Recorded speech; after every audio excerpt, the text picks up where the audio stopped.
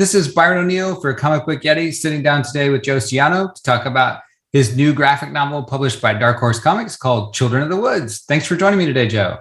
Oh, please, my pleasure. Thanks for having me. Yeah.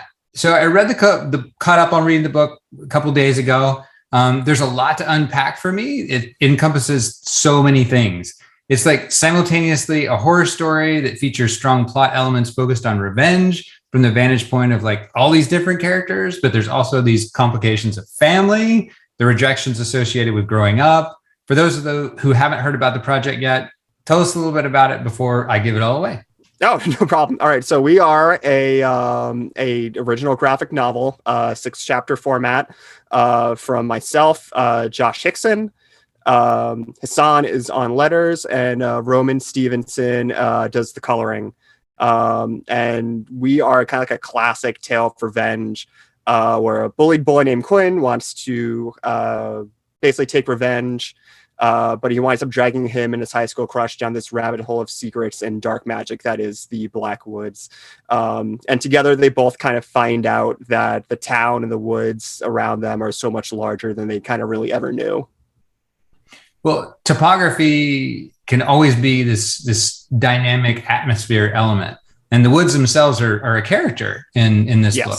You grew up in Long Island, which I don't typically associate with like this brooding forest atmosphere. So what was the genesis of using the Black Woods as your kind of pivot element in the story? There was actually always kind of like a park by my house that like, especially I was on the track and cross country team a little bit in high school. And instead of just, doing laps around the track, they'd send us off into the woods nearby. We'd kind of run these trails, and I kind of always had a real appreciation for that iconography of just moving through, and you're never quite sure what's around like the next turn, and they seem to just stretch on forever and ever and ever. And they're a place that you can kind of get lost in. And I always thought that's such a great metaphor for horror, of just kind of venturing, never knowing quite what you're going to find, and never quite knowing if you're ever going to truly find your way out. So the woods were always an like image that I wanted to lean on a little heavily for the book. So what was the root idea? Did you start wanting to tell this tale of revenge, and then the horror elements came in as you developed it? I want a window into your world building. So the project actually went through like 3 different iterations before it eventually became kind of what it was. I think originally it was almost more of a Twin Peaksy type setting with an older character. And then I kind of thought that wasn't really what I wanted. But I like the notion of going to the woods and finding the power to change your life, both for the better and for the worst. And that kind of is basically kind of what drove me and a lot of the ideas of the project going forward. I've always enjoyed dumb high school drama. I'm a big Riverdale fan. Big fan of the OC, Gossip Girl. So it was fun to like use that kind of setting, but put your own spin on it and make it feel new in a way that maybe somebody else hasn't done just yet. And I think, just what's scarier than trying to find yourself at like the high school age and trying to come to terms with the world around you, and like who your parents are, who your parents were, and just discovering that like, there's just so much more than you could have ever really truly known. And I think that's something that a lot of people sheltered in high school eventually grow up and grow into the world. Sure. Tapping into that universal vulnerability that we all have. Well, are there other fandom references that you have growing up? You mentioned Riverdale. I can see some echoes in there of like Pumpkinhead, certainly Stephen King's Firestarter, but I'm old and you're not. So you look that old. You're actually 47. Good for you, man. That would not have guessed that. I would have guessed like late 30s. So. Thank you. Yeah, no problem. Actually, a really big inspiration was, I don't know if you ever read these, but the Adventure into Fear Man-Thing comics. Yeah. That was a huge kind of like, at the very least, like gave me the idea of like, okay, what kind of direction do I want to take this story in? And just that idea, because I love the setting of Citrusville. And you have it's similar but different in that you have the small town and you have the swamp around it. But the real danger always seemed to kind of come from, like, there's always mysticism and magic coming from the swamp, but a lot of the horror came from the people in the town, and their relationship to the swamp and all the magic around it. So that was definitely a good inspiration for me, and kind of, helped me focus on, like, all right, like, what are the parameters of the world that I'm trying to build? That was a very good influence and building block on me, while also, like, just making it a little different, because our monster is not the man thing by any stretch. Sure. But I really enjoyed the construction that kind of sets the story off. You have minimal words in just a few pages. You managed to explain really all we needed to know for the buy-in. Was there a lot of revision work to get to that point? Because it could have encompassed several issues kind of on its own to just set it up. No, actually, it's actually really funny.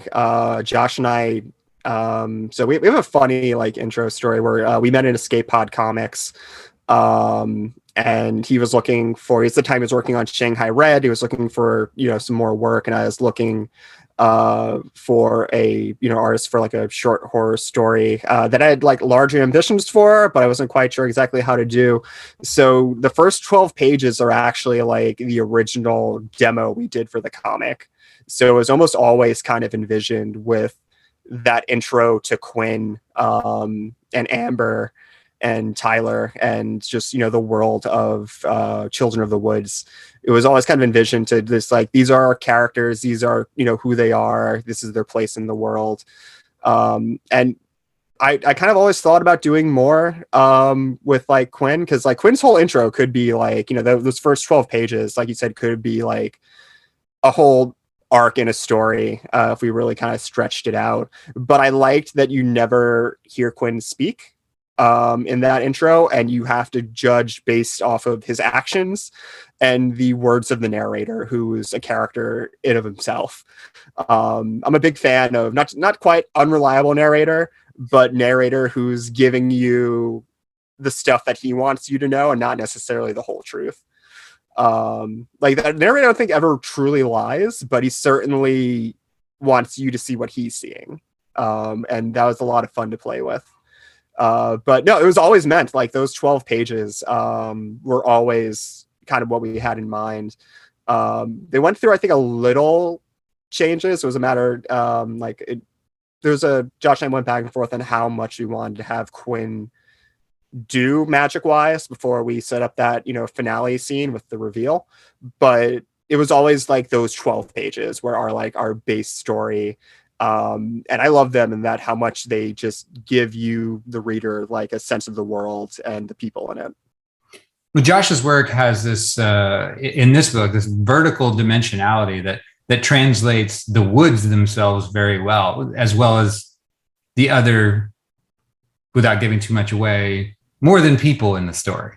Yes. It's very tactile. How did that collaboration work? Did you come up with kind of the panel construction, or did you just say, here you go, have at it? A little bit of both. There are certain scenes and panels that, like, I probably had, like, a strong vision for. But for the most part, I asked Josh if he felt comfortable drawing lots of trees, and he's like, yeah. And I'm like, okay, great. And for the most part, I let him do what he felt comfortable and what he thought would look good visually. So a lot of times, like, 5 panel scenes became 7 panel scenes, because he's just like, I want to put a reaction here that wasn't originally in, like, the original script. And I'm like, yes, absolutely, go ahead and do that. So he had a lot of freedom to design pages and, layouts that would be to his strength. And I think the book is much, much stronger because of that. How did the rest of the creative team come on board? Oh, so Josh actually recommended both of them. He had worked both with Hassan and Roman on Shanghai Red. Roman was his flattener, because Josh actually did the colors on that book. And Hassan was the letterer. And, when we got picked up by Dark Horse, we were like, okay, like, we got that done. Now we got to get the rest of the team on board. And I asked who he felt comfortable working with, and he immediately said Hassan and Roman. And I'm like, all right, great, let's go get them. And thankfully, both were available to come onto the project. And they really kind of helped take us to that next level. Because like Josh and I had I think I don't know if I mentioned this earlier. We started back on this in 2015. Okay. We had put out the first couple of demo issues at local conventions and New York Comic Con. So the book had been black and white for like a lot of years. And seeing the work that Roman and Hassan did, both, coloring and Hassan re-lettering the book, it was almost like seeing the pages again for the first time and almost how they were always kind of meant to be. And the work that they do just really kind of just blew my mind. And it was almost like rereading the book again for the first time. That had a really special feeling to me. Well, colorists and letterers rarely get their just due, and you've definitely locked in some talented ones. Like my jaw rarely drops. That splash page where Hassan did the letter bubble wrap around the trees. Oh my gosh. Yes. Okay, you had the same reaction as I, because I was like, were you blown away? Oh my God. Like I almost looked up and I'm just like, what are you doing to me, man?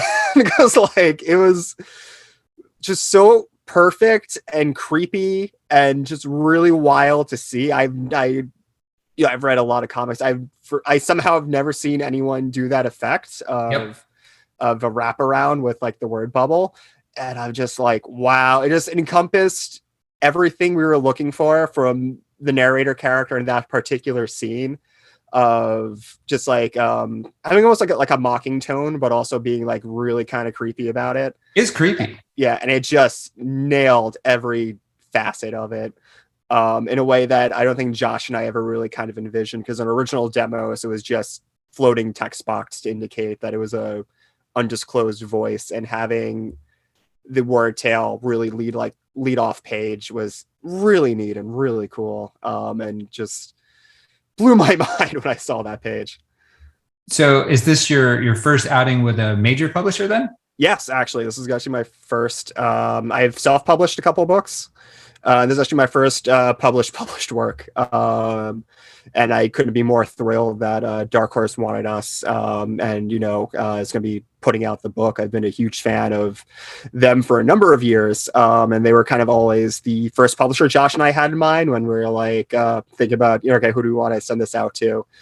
So to land with them has really kind of just been a dream come true. They have such a great background with horror books, and create our own stuff. It's just been really special to work with them and put out my first comic with a publisher as a high up or as Dark Horse. Oh, for sure. How did you end up working with them exactly? Oh, for sure. So Josh actually was doing a variant cover for Dead Dog's Bite, Tyler Boss's book. Okay. Tyler actually, fun fact, did the graphic design or the logo design for our title. So Josh is doing a variant cover for Dead Dog's Bite, and our editor, our now editor at the time, Brett, came over to Josh's New York Comic Con table. Josh had the first 3 demo issues we had put out. He picked him up off the table, and a couple of weeks after the show, he messaged us, stated he was interested in the book. We had some like really good back and forth for a couple of weeks. Things kind of got delayed because of COVID, as unfortunately a lot of things did. Yeah. And then by September 2022, we're back on path, and we wound up closing the deal a little later that fall. Okay. Well, I really prefer trade paperbacks myself. That's the format of this book. You can really get to the meat of the story in one setting without needing to wait on the monthly issue formatting. Yeah. It was originally intended as single issues, though, right? We had written it as single issues. Which Brett and Dark Horse kind of felt it could do really well as a graphic novel. And I tend to agree. As much as we wrote it for singles, it is a story that has an arc and a flow to it that I thought would have worked really well on a graphic novel. Like, I don't think if people knew that we did singles, that I don't think it would have come off as like, oh, this was a single issue comic. I think if we were just, I think like as a graphic novel, I don't think anyone would see it otherwise as like, like it's a very much like a tight, complete story. So I was super open to doing it as a graphic novel. Like I love single issues. I love the weight and the suspense, but like who doesn't love getting a full complete story all at once? And I thought our story really kind of strongly lent itself to both. We certainly had like, chapter cliffhangers and stuff like that. But at the same time, like our story was tight and constructed, I think, well enough that like it flows very well from chapter to chapter without feeling like we're stalling in a certain place. Like the story, I try to make it as arcing as much as I could in certain spots. So yeah, I was all about like, yeah, let's do graphic novel. Let's go for it. So, but you had a different title to begin with. What We did. changed? We were the Blackwoods. And Dark Horse, actually, they already published a book called Blackwood. Okay. Yeah. So, and it was a little strange in that no, it's a very like reasonable request, and I totally like agree with it. But like, it was almost trying to rename your child. Like, you've known it. We had known it so long as the Blackwoods that like, like, all right, like, what do we call it now? So Josh and I had like a brainstorming session, and I think he had Children of the Woods, which fit both like thematically with the story, with both Quinn and Amber, and some of the other characters as well. Really kind of descending from the terror of the woods. That thematically the title made sense, and I don't think we really kind of lost anything from switching titles. So are there future plans to visit the Blackwoods again after this? There are some ideas around, but it's going to depend on reader reception. If you guys, if readers want a sequel, like we could certainly like be open to it. Like there are, Josh and I have talked about ideas in the past about like, okay, if we want to revisit this, how would we want to do it? Who would we want to come back? So it's not out of the question by any means, but I think reader reception and response is going to probably like drive that. So if you guys want a sequel, let us know. Buy the book. Not too, but no, but like it's a setting and stuff. It's a world that I really loved spending time in, and would certainly love to revisit, but possibly down the line. So your other project, Tales of Happenstance, features werewolves, right? So Yeah. it's safe to say horror-themed comics are a comfort zone for you. So what else are you interested in writing down the road, or do you want to kind of stay in this pocket? No, I do want to like I have a strong love of superheroes. I have a strong love of romance comics, actually. Sadly, I don't think at least the traditional comics market is there just yet as far as that genre. Web comics. For what? Web comics. That's where No, absolutely. I was gonna say, I was like, if I was gonna do that, I have to do it as like a webtoon almost. I feel like, because that's where that market is, and I think it's great. Like, I think this is such a great time if you're a fan of comics, because I think there is a spot for every genre that you can go to. But like, if I want to do like a romance idea, that's got to be almost like a webtoon. I'm kicking around two ideas. One's more of like a sci-fi like type setting. And one's more of like another like horror type book, but definitely different from Children of the Woods. So I don't have like any like real fears like of doing horror again. Like I think some people get afraid of being genre typecast. But I feel like as long as you make it different enough, like I don't think anyone's going to think otherwise. I think that's more of like a writer fear that people have than a thing that I think actually kind of exists in the medium. So if you could write a story for any comic character out there, who would it be and why? Oh man, don't tell me. Don't ask me that. Oh, it's so hard. I'm a big X fan. So I probably would love to do a X-Men Juggernaut story. Okay. I'm a big at every interview. I feel weird doing every interview somehow divulges into my love of the Juggernaut. Marco. He's good. He's a character who's his strength defined his character, and now I think his character defines his strength. I've liked a lot of the modern stuff that's been done with him, both kind of making him more of like an anti-hero good guy. I think he's, while like definitely petty and definitely like an asshole, I think he was like, he was never like a Von Doom or a Kang. I don't think he was ever like hardcore villainous. So I think a reform for him was the right move, and it's been handled well by a lot of very talented writers. So I think him and his dynamic to the X-Men, I think, is always kind of fun to explore because he was the villain.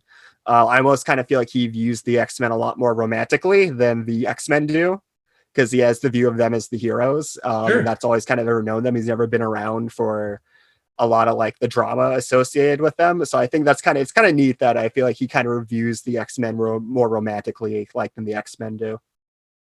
So you have an imminent release. I always like to do a mental health check with my people.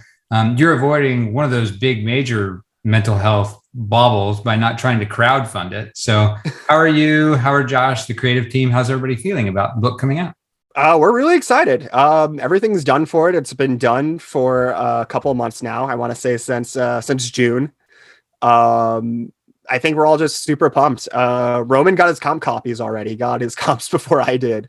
Whoa. And he was sending me. I'm sure they're on their way, but no, he's sending me pics, and I'm just like, these are both amazing, and also you're killing me right now because I want to have it in hand and look at it. But no, I think we're all just very excited. It's great to get out and talk to people about the book finally, and be able to promote it. We did a thing at New York Comic-Con where Josh and I had a mini signing on a Saturday where we had like an exclusive art print that we were able to sign a bunch of copies for fans. And that was really cool and exciting. So it's been great to generate press. We're getting a lot of great feedback from other creators in the industry who have gotten like an advanced look at the book. So it's just been great. Like I think we all feel really comfortable about our standing and going into the release date in a couple of weeks. Well, is there anything else you want to cover that we haven't covered today? Whatchamacallit?